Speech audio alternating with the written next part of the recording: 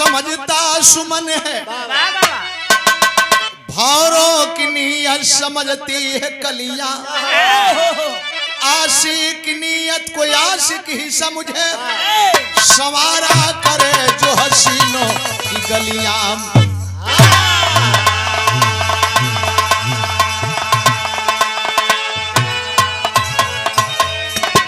राजा नंगपाल दिल्ली के, जिनके छपेटे थी बेटी सुघर, नाम सवित्री हुस्न आलम भरा, लिखे राहगीर जिनका अहले हुनर।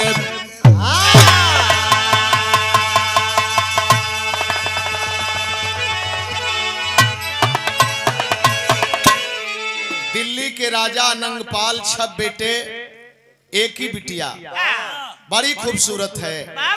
और उसमें भी जब जवानी की दहलीज पर हुई, आय हाय हाय हाय, जवानी हाँ हो भैया तब का हमार बात थोड़ो हो, काहे ना हम तो जवान अजुओ हैं। हमारी जवानी कैसे तू देखल चाहत हुआ। गर्मी जब ले ना हुई तब ले ना जानल जाई। पसीना आवे लगी तो एकर मतलब कि वो आदमी जवान है, जकरे पसीना न भइल तो जवान ना है। ठीक है, कहला तो चैनल वाले भाई लोग एको जानी पसीना में ना हुए समय तो लोग बूढ़ हुए लोगन। अच्छा मेहनत ना करत हुए तब वो मेहनत करत हुए। जवानी केहू के बाउर होले। बिटिया रानी जब जवानी की दहलीज पर होती है तो सोच कहीं बनती है, संजोग कहीं बनता है। एक लाइन संकेत रहल लाल, कैसा संकेत है क्या?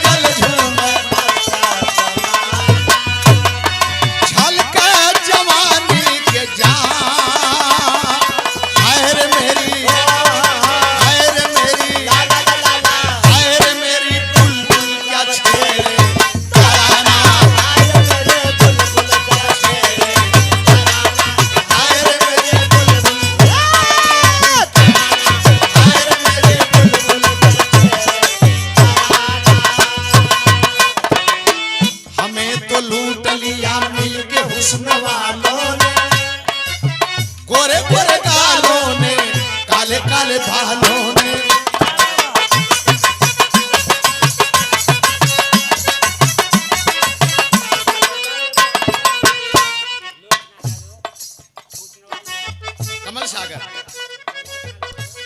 भैया हमारे लोकनाथ यादव कमल सागर की माटी से एक 50 रुपया पुनः इस लाइन पर बहुत बहुत प्रणाम करते हैं। जवां दिल होते तो मुलाकात अच्छी लगती है, दिनों में सावनी बरसात अच्छी लगती है।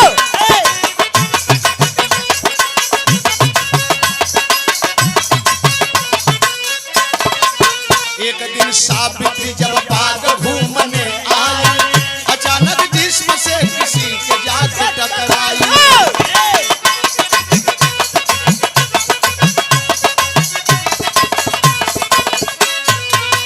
नजर उठी है तो देखी कोई अनजान खड़ा, बाला की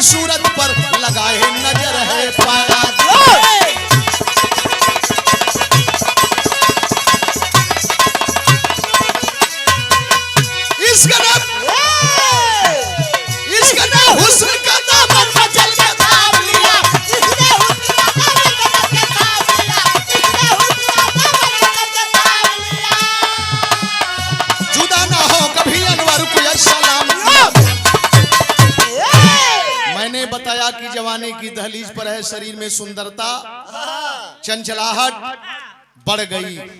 फुलवारी में अपने टहल रही है, कभी मंद गज से कभी तेज गज से, लेकिन चल रही है कहीं अंदाज कहीं है, सोच कहीं है। एक अजनबी नौजवान कहीं से आया बगीचे में खड़ा, ये अपने आप में डूबी है। नौजवान जब इसकी सुंदरता को देखा तो नौजवान उसकी सुंदरता में डूब गया। क्या भाव है, कितनी सुंदर है, तितलियों की तरह चल रही है, तितलियों की तरह उड़ रही है। और तब तक ये नौजवान में जाकर अचानक टकरा गई। मैंने बताया कि ये अपने आप में नहीं है, कोर्स कम हो गया। हाई देखे तनी से बढ़ा दा। हेलो, बात बिगड़ गई। जब नौजवान से टकरा गई तो नौजवान बोल पड़ा, भाई मैडम आप में ब्रेक नहीं है क्या? आए है एक नौजवान लड़की नौजवान लड़का से जब सुनलस की ब्रेक ना है तो लगल नीचे ऊपर ताके। ए भाई हमारी में ब्रेकवो हो का? ब्रेकवा हाव तो हाव कहा, ई रबड़वा खिया कैसे गली लगल कहे ना? कबहू लगैबो तो ना कैली। देखे ई है बिरहा का सिंगार है। आजकल गवैया पर्दा खोल के हटाए के सामने, हाँ ब्रेक से हुए हटा देते हुए भैया, लेकिन बिरहा का सिंगार है। लेकिन नौजवान बोल पड़ा, सुंदरी तू तो राजकुमारी है। और जब नौजवान बोल पड़ा कि राजकुमारी लग रही हो तब बिजली सी दौड़ गई शरीर में। केहू का तारीफ कैल जा सामने से, अगर दूठे दांत निकलल है, अगर ये कहल जा कि वाह क्या पतीसी की तरह चमक रहा है, तो शायद वो दांत निकला वाला सोची कि तनी सयाउर बहरे हो गए हो, तयाउर चमक ढेर आदमी देखते हैं आए है। लेकिन मेरे विषय में नहीं जानोगी, मैं अवंतिका जेके आज इतिहास के पन्ने में उज्जैन कहा, मैं वहां का राजकुमार हूं। आय हाय हाय हाय, तब तक सब कुछ निछावर करे के तैयार हो गई। ऐसे नहीं, बारात लेकर के आऊंगा, बाजा बजवाऊंगा और डोली में बैठा करके दुल्हन बना करके ले चलूंगा। पड़ाव पर गया, उसका परिणाम निकला कि आती है जाती है मिलती है, और इस मिलने में आय हाय शरीर की सुंदरता और बढ़ गई। मतारी पहचान करने में देर न की, और जब मतारी पहचान कर ली तो जाके राजा से कहली कि काजी नाक तक कटा दे, बिटिया नाक कटा देलस, आप बचावा कैसे बचैबा? राजा अपने 6 बेटों को बुला करके मंत्रणा कर रहे हैं, करते हैं, तर्ज लगल।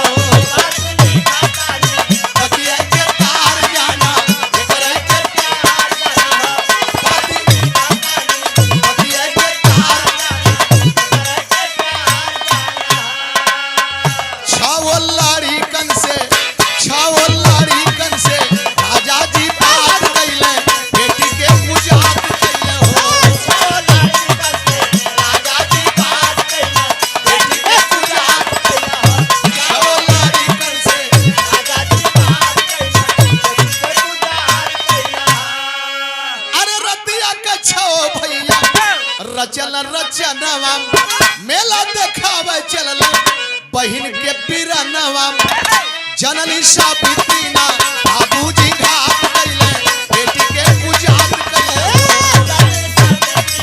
बाबूजी घाट कैले, बेटी के पूजात कैले, जनली साबित्री ना बाबूजी घाट कैले।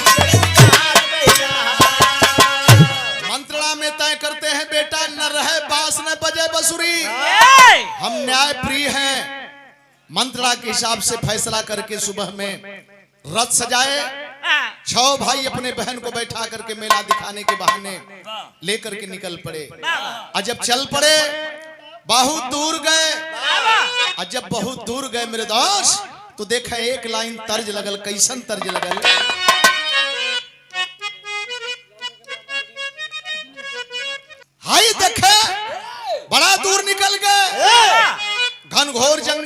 जंगल में देखते हैं एक अति प्राचीन सुंदर कुआं और तर्ज का संकेत था यही पार गंगा माई हो।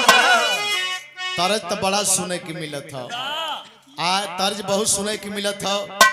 जैसे छुए महुआ राजा छुअता जवानी गर्मिया में बड़ी बड़ी तर्ज सुने की मिलत था। लेकिन महुआ चैनल में जब एक गीत के शुरू कैली तो लोगों ने रोक दिया, बोला रुक जाइए काहे बदे एक गीत के निकाल के शोध के लिए भेजी गई। ये भी कलाकार का बढ़िया गीत लगल तो जितना भी गीत निकाल गई छाटल गई सब अपने माटी का गीत छाटल गई। फिल्मी ना भोजपुरी ना अपने माटी का गीत जौन बा चाहे माई बहन का गीत होखे चाहे केहू का गीत होखे ये छाट के भेजल गईली। यही पार गंगा माई हो वही पार जामुना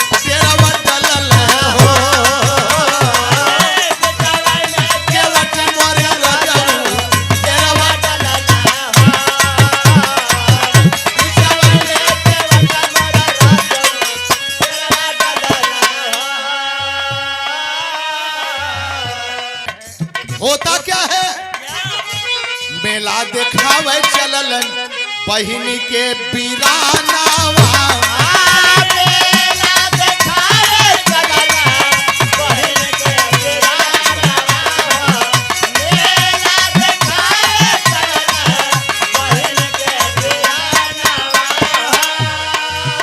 तू बल हो शुरू जवान रजनी घेरवा चलली हो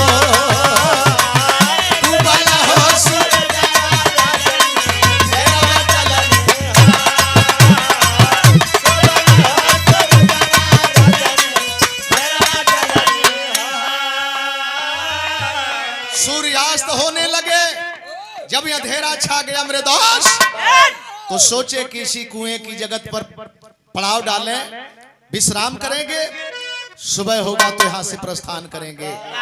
विश्राम करने की नीयत से पड़ाव पड़ गया और जब सुंदर हवा पाती है बहन जंगल की तो गहरे नींद में सांस लेने लगी और जब बहन गहरे नींद में सांस लेने लगी तो भाई अपने कार को अंजाम देने के लिए चल पड़े। देखा बहन को उठा करके सब करते क्या है, क्या बात है बाप।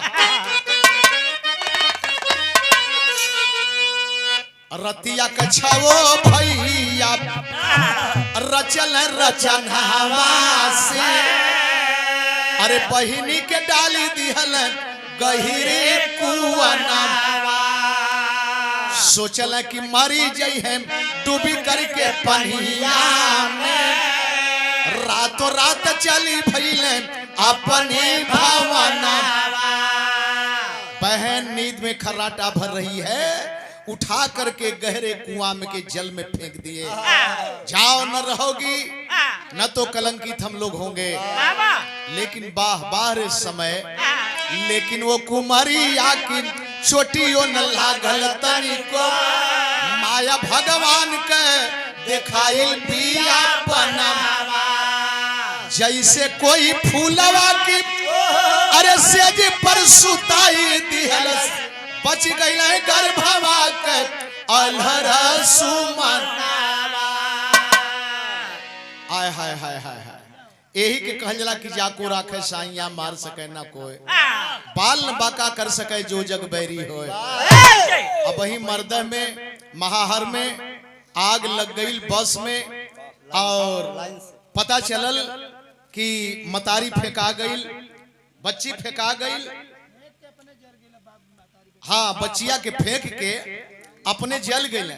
आई देखे जौने समय फेंक करके भाई रथ पर बैठे पुनः वापस हुए एक महात्मा रास्ता पकड़ के आ रहे हैं, जब कुआं को देखे सोचे पानी निकाल के प्यास बुझा लूं।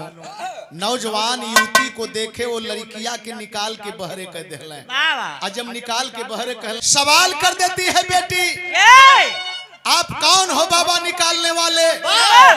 मैं बहुत मजे में थी, लेकिन जब निकाल दिया तो अपनी पहचान तो बताइए। सोचे लगने, बिरहा में कवि जी लाइन दिलन, अरे लीला है जिसकी न्यारी त्रिभुवन में, लीला है जिसकी न्यारी त्रिभुवन में, रक्षक बने जहां में चक्र सुदर्शन बोले साधु बाबा दुख का खात्म भइले, भय बिटिया साची कहलू, ए बिटिया साची कहलू, बाट काल जुग के पहरवा बिटिया साची कहलू।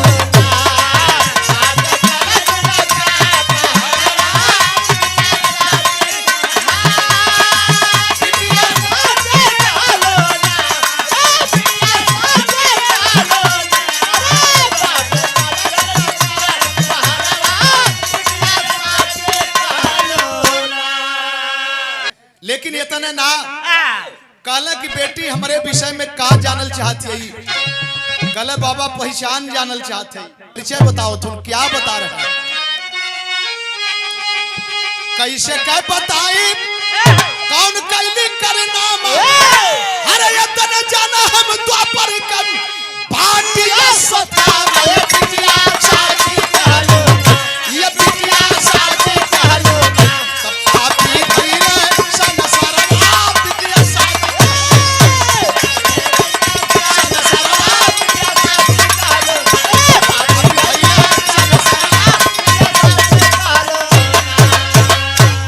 कलयुग में द्वापर का अश्वस्थामा।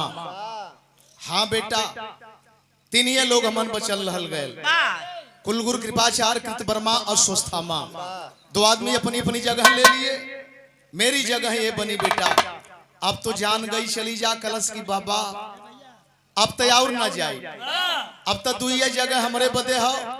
जितना पीड़ा में तू पीड़ित हुआ उससे ज्यादा पीड़ा से हम पीड़ित है। अब तय अपने सेवा बदे आदेश करा, या यही काल के गाल में जाए का आदेश करा। कहला मारने वाले से बचाने वाले का हाथ लंबा है बेटा, कैसे बचा करके मरने का आदेश करूं? एक चल दिल कहा गई ले,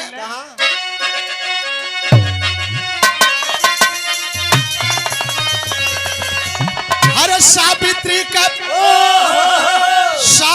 का बन के सुख सहरवा साधु पाबा हम, अदेव लगल बेटी के दुलरवा साधु पाबा हम।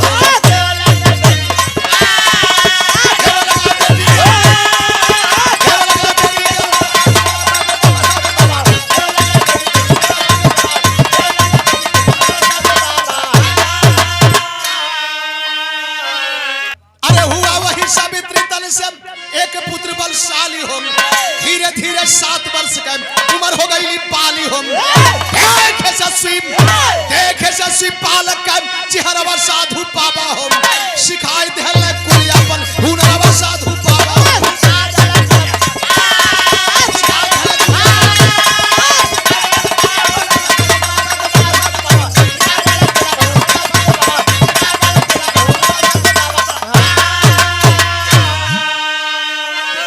यहीं से सब्जेक्ट लग गल, मैथ और साइंस। लड़का पैदा भयल, लड़कवा के जब 7 वर्ष का भयल तो के घुमावे लगल, जंगलवा में अपन विद्या सिखावे लगल। वो लड़का भयल कैसन, अरे हुआ प्रवीण धनुष विद्या में वह बालक गुणकारी हो, खेल रहा जंगल के बीच में, कहे मार बाण संकारी हो। एक बाण से गिर जाला कुल से रवा साधु पाबा हो, तुझे बाण से या जालन पजरवा साधु पाबा हो। एक जगह से दूरी नापता है, जितना दूर तक चाहता है जंगल के नरभक्षों को धराशाही कर देता है। दूसर का मारता है, उसके करीब में आ जाते हैं। देखें द्वापर में आवाज बंद बाण मारने वाला अगर कोई था तो आप में से ही था।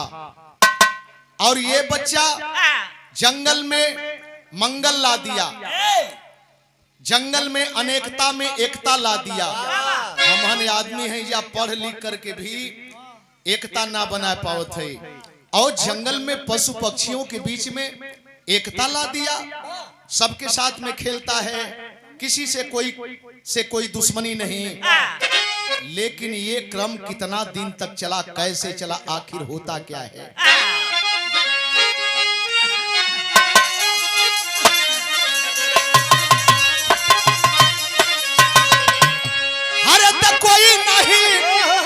जान हो संजोग वाली पतिया, कब मिल जाई है बिछुड़ल मीत कहवा।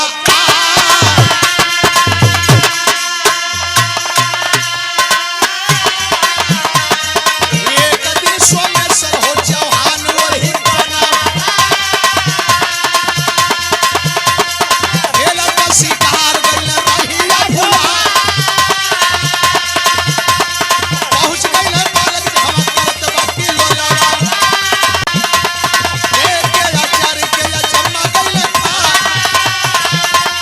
बचवा से पूछे तब मधुरी बचैया, के बरहल लाल यही बनवा में। के बाबाई बाप रलना बताओ, कहां वतनवा बहिरा बताओ। जंगल में कीड़ा कर रहा है, खेल रहा है। उसी बीच में सोमेश्वर साहब रथ पर बैठे शिकार खेलने की नियत से वहां तक पहुंच गए। दूर दूर शिकार खेले जाए। अगर ऐसा नहीं होता तो अयोध्या से चल के गाजीपुर में महाहर में राजा दशरथ श्रवण कुमार को शब्द वेदी बाण नहीं मारते। गौर करेंगे। सोमेश्वर ने देखा, ये क्या देख रहा हूं? एक को मारने के लिए हम लोग छिप करके वार करते हैं, लग रहा है कि सारे के सारे इसको पैदा किए हैं। आय हाय मेरे बाबूजी, आज जब सब के सब हट गए तो नजदीक जाकर बोले, बेटा अकेले हो या और कोई है? काहे मनई, बताई कौन चीज जवाब मिला दें। लेके कुटिया की तरफ चल देलस। आज जब कुटिया की तरफ चल देलस तो उधर से देखें सावित्री, इधर से सोमेश्वर। आगे होता क्या है?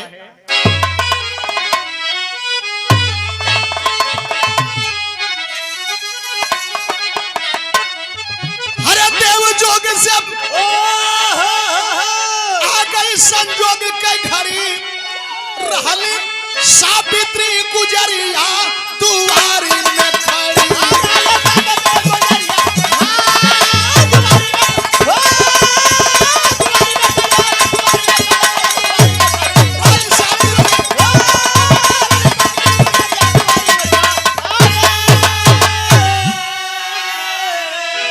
एक दूजे को देखे, दोनों तरफ से अश्रुधारा छलक पड़ा।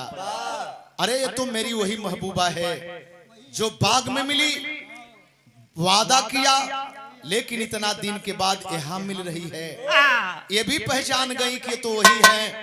आए हाय, नजदीक में आते हैं तब तक महाराज जी आ गए। बोले, बेटा मैं जान गया तू ही है ना। ब्राह्मण और ब्राह्मण में बहुत अंतर होला। ब्राह्मण और ब्राह्मण, ब्राह्मण जात से नहीं, ब्राह्मण जात से नहीं। ब्राह्मण का मतलब जो ब्रह्म को पहचान कर ले वही ब्राह्मण है। बिरादरी से पंडित ना, बिरादरी से ना। जहां विद्वता शरीर के अंदर रोम रोम में भरी हो, वही आदमी विद्वान है, वही आदमी ब्राह्मण है, वही आदमी पंडित है। कलंक आओ मैं शादी कर देता हूँ, कलंक मिटा देता हूँ। मंत्र उच्चारण करके शादी कर दिए। शादी का तमाम विधि हो एक अपने जगह पर छोड़े, लेकिन जब छोड़ाओ के नजदीके गई शादी का तो वो विधि है कि ये कहूँ बता दें। त्रेता में राम का शादी भइल, धनुष रखल गई, जे तोड़ी वही से बिया हुई सीता के। तोड़ल राम, बिया भल एक मारे भाते चारों भाइयन के। खर्चा बच गया। हाँ, समझदारी काम कैले। आ द्वापर में और बढ़िया समझदारी काम कैले। नीचे खौलत तेल में ताकई के है, ऊपर चरखी पर मछरी नाचत है, ओकरे आँखी में बाण मारे के, जे मारी तेल में ताक के वही से बिया हुई। मरल अर्जुन, अपनौल पांचों भाई। तो तोहनो सो काहे न एक पर कुल बिता लेता। हमारा बिताउता ना है जा 5 गो। अभी देखत हुआ हम के द्रौपदी बनावत है, अपने द्रौपदा आए, हम द्रौपदी हैं। तो हाई हनुमान वाला ना भीम वाला गदवा ले वाला है, कहीं अकेले हुआ नहीं बनावे ले। हाँ, अर्जुन अर्जुन कहिबे। और सुबह होता है, रात गुजारे, और जब सुबह होता है तो बोले कि बाबा अपने वतन को जाना चाहता हूँ। ले ले बेटा, अपने बीबी को साथ ले ले, अपने बच्चे को साथ ले ले। लिया के अपने उज्जैन अवंतिका न जाके सीधे दिल्ली गईले। आ दिल्ली गईले तो दिल्ली में कोनो विदेशी आक्रमण करके तहस नहस कर दिले है। 6 लड़कन का कत्ल हो गल है। रथ पर सवार होकर के क्षत्रिय धर्म निभाने जा रहे हैं। तब तक नजदीक में जाके बोली, बाबा प्रणाम। कल बेटी तू जिंदा है?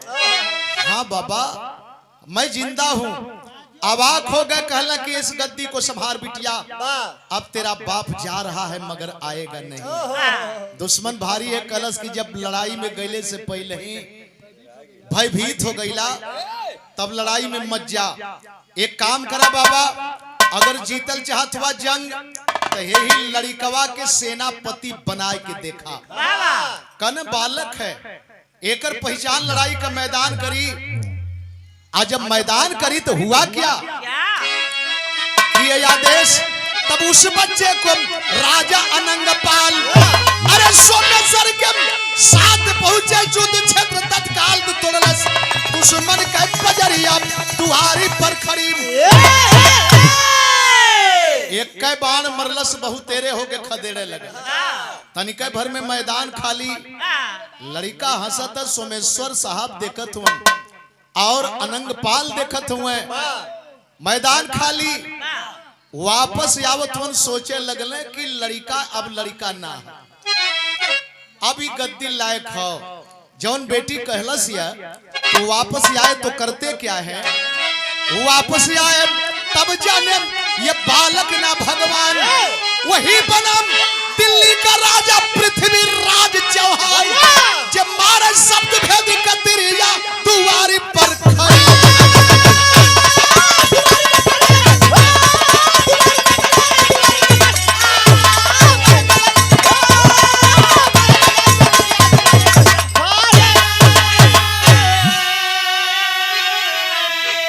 एक शब्द आयल है बीच में, कलजुग।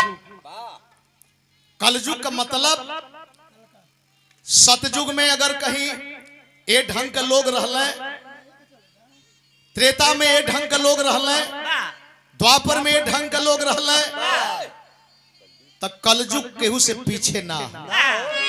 जिसको बाबा साहब ने कहा कलजुग कलम का युग है, कॉपी किताब का युग है, कल पुर्जों का युग है। जो कलम से प्यार करेगा, जो किताब से प्यार करेगा, किसी भी रास्ते पर सफल रहेगा। गुरु बिहारी गुरु गणेश हरिनंदन राम जी आवन कथन करे के सौकुबेर रमधारी पुष्कर, हरे लीला है जिसकी न्यारी त्रिभुवन में, राजू रागिर नंद